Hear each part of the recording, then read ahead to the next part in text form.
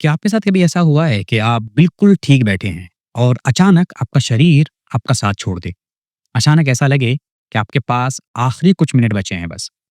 आज मैं आपके साथ कुछ ऐसी ही बातें शेयर करने जा रहा हूँ जो एक्चुअली में बहुत सारे लोगों के साथ होती हैं जब उन्हें पहली बार पैनिक अटैक आता है और उसके बाद ना ज़िंदगी समझिए कि पूरी तरह बदल जाती है। तो ये मेरी कहानी है कि कैसे एक सामान्य नॉर्मल दिन चल रहा था और उसके बाद जो है मेरी पूरी ज़िंदगी समझिए खौफ़ में बदल गई और पूरा एक खौफ़ जैसा चलने लगा और मैं उस खौफ़ में रहने लगा। ये मैंने पहले भी बात करी हुई है कि मैं नमाज़ में था और मुझे पैनिक अटैक आया और उसके बाद जो है एक अजीब-सी घबराहट होने लगी, अजीब-सा टेंशन लगने लगा। लेकिन वो एक दिन था, लेकिन उसके बाद ये मुझे कई बार और हुआ।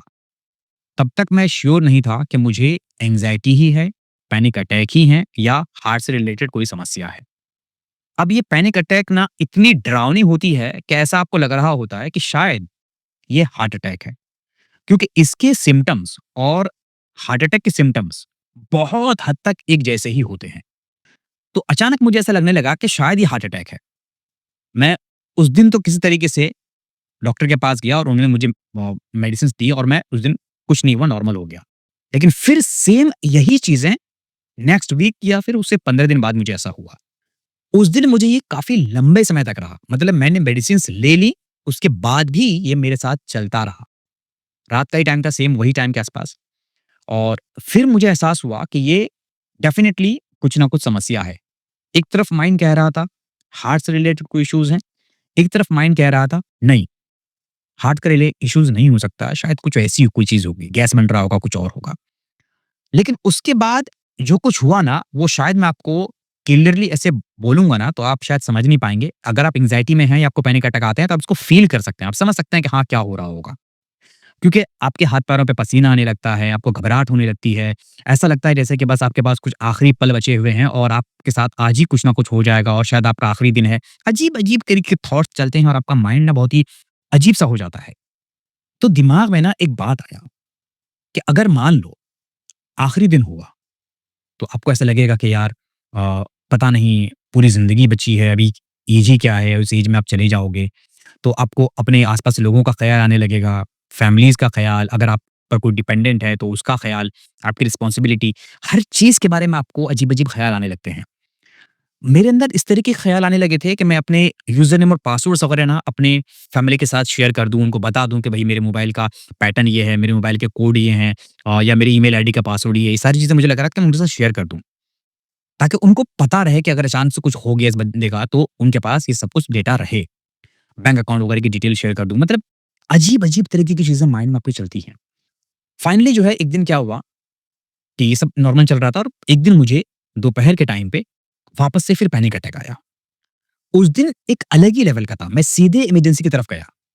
भाई को बोला और हम दोनों भाई इमरजेंसी में गए और मुझे ऐसा लग रहा था जैसे कि मैं बस ये बोलूँ कि यार प्लीज़ देख लो कि मुझे बता दो यार मुझे क्या हो रहा है। मतलब ऐसी अंदर से फीलिंग आ रही थी ना कि यार प्लीज़ मुझे बस बता दो ना कि आखिर मुझे अंदर है समस्या क्या? मुझे क्या दिक्कत है? पता चल जाए मुझे बस।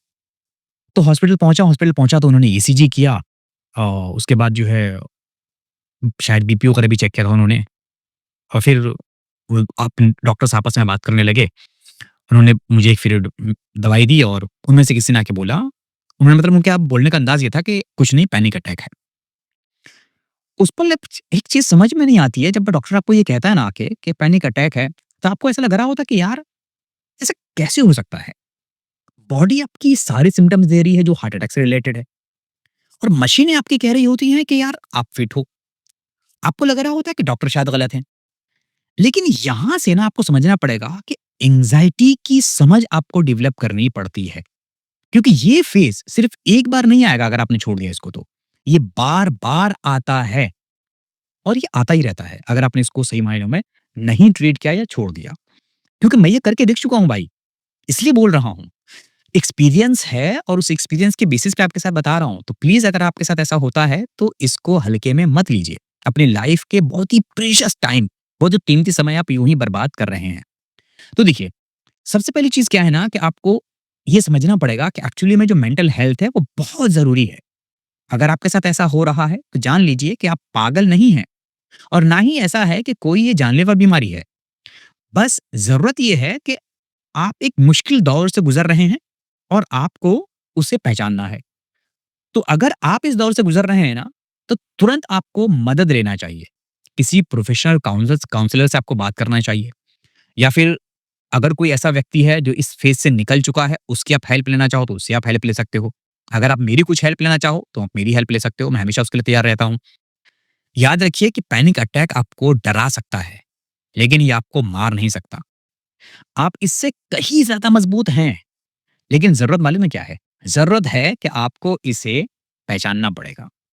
अगर आप चाहते हैं ना कि मैं उन तरीकों को आपके साथ शेयर करूँ, उन तरीकों को आपके साथ साझा करूँ जो मैंने किया जिससे मैं बाहर आया, तो आप जो है कमेंट में बता दीजिएगा और एक चीज़ और बताऊँ मैं आपको, एक सबसे कमाल की चीज़, जब आपको बहुत ज़्यादा ऐसा लगे कि जैसे हार्ट बीट बहुत फ़ास्ट हो गई है, या बहुत तेज़ दिल धड़क रहा है और आपको लग रहा है कि कोई बहुत घबराहट है, तो सबसे पहले आप बस ये सोचकर देखो कि ये जो शुरू हुआ है, ये किसी थॉट के आने के बाद शुरू हुआ है या शुरू हुआ और उसके बाद कोई थॉट आया?